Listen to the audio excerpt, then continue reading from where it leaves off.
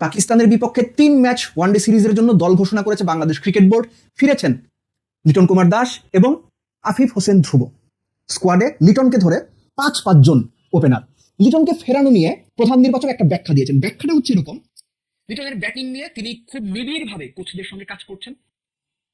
জাতীয় দল ম্যানেজমেন্ট বিশ্বাস করে লিটন এই সিরিজেই তার সেরা ফর্মে ফিরবেন। লিটন মিডল অর্ডারে ব্যাট করবেন বা মিডল অর্ডারে ব্যাটিং করার বিবেচনাতে লিটনকে দলে ফেরানো হয়েছে। এই ব্যাখ্যায় আপনি সন্তুষ্ট চাইলে হইতে পারেন, নাও হইতে পারেন। আমি বলি 6-1-0-0-2-4-0-0 সবশেষ 8টা ইন্টারন্যাশনাল ওয়ানডেতে লিটনের রান 6-1-0-0-2-4-0-0। গাজী আশরাফ লিপু আবারও প্রমাণ করে দিলেন বাংলাদেশের ক্রিকেট সিস্টেমে আপনাকে কোনো কিছু করতে হবে না, কোথাও কোনো পারফর্ম করতে হবে না। জাস্ট নির্বাচকরা 10-20-30-40 করে চাইবেন, আপনাকে পিক করে দলে নিয়ে আসবেন। লিটন এই যে দলে ফিরলেন, প্রক্রিয়াটা কি সঠিক হলো? সারা বছর যারা ঘরোয়া ক্রিকেটে দিনের পর দিন রান করে যান, তাদের প্রতি Bangladesh cricket board, cricket management কি বার্তা দিয়ে গেল?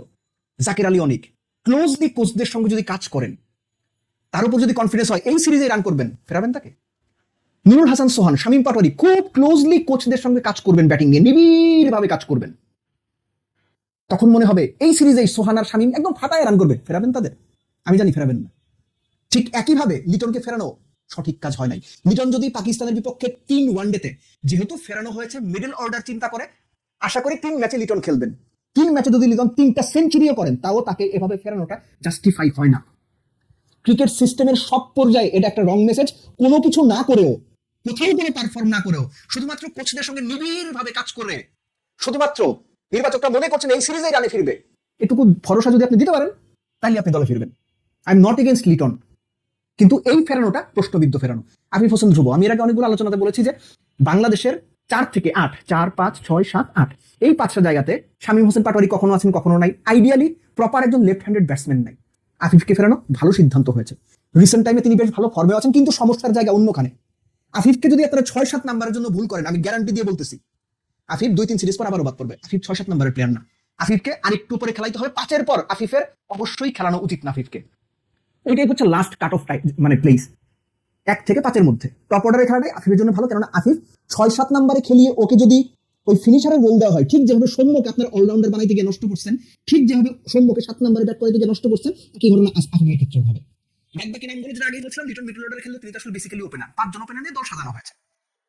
আপনার তানজিদ তামিম, সাইফ, সৌম্য, নাজমুল শান্ত, মাইদুল ইসলাম অঙ্কন, আফিফ, মেহেদী হাসান মিরাজ, লেফটি হচ্ছে তানভীর, একই সঙ্গে আপনার রিশাদ আছেন, Mustafiz, Taskin, Shoriful, Nahid. Team is fine, absolutely fine. Team নিয়ে কোনো কথা নেই। বাংলাদেশের সর্বোচ্চ শক্তির দলটাই পাকিস্তানের, যেখানে 6 জন এমন প্লেয়ার নিয়ে তারা দল সাজিয়েছে যে তাদের ওয়ানডে ডেবিউ হয়নি ইন্টারন্যাশনালে।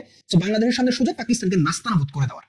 এবং এই যে টপ অর্ডারে বা ব্যাটিং অর্ডারে আফিফকে ফেরানো, এটার পেছনে আরেকটা কারণ হচ্ছে এই যে বাংলাদেশের ক্রিকেটারদের বা ম্যানেজমেন্টের মাথায় right hand left hand combination সবসময় চরকির মতো, ফ্যানের মতো বন বন করে ঘুরতে থাকে।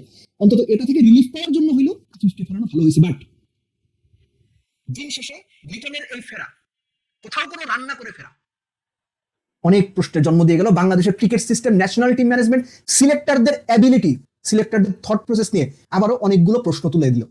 আগামীতে বাংলাদেশ ক্রিকেট বোর্ড বিজ্ঞাপন দিয়েছে আরো অনেক নির্বাচক নেওয়া হবে। নতুন নির্বাচক কারা আসবে তখন আমরা দেখবো তারা কি কাজ করে। কিন্তু এই যে গাজী আশরাফ লিপুর নির্বাচক প্যানেল, তারা গত 1-1.5 বছরে যে পরিমাণ বাজে সিদ্ধান্ত নিয়েছে, এর থেকে বাজে সিদ্ধান্ত গত 10 বছরে বাংলাদেশের কোনো নির্বাচক প্যানেল নিয়েছে কিনা আমার ঘোরতর সন্দেহ আছে।